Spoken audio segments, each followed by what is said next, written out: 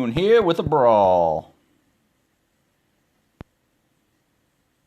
Champion Catastrophic Quaken, Hookfang, and Barf Belch. Should be easy, because Hookfang's there, and he's weak. I'm going to go after this Champion Catastrophic Quaken first, then Barf Belch, and then we'll take out the weakling Hookfang.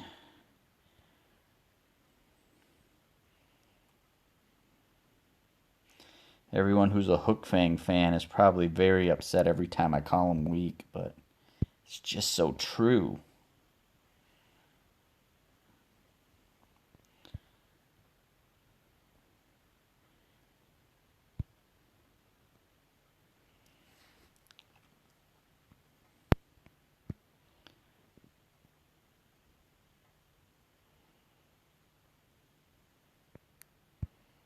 Going to use 2 action bar here just so I don't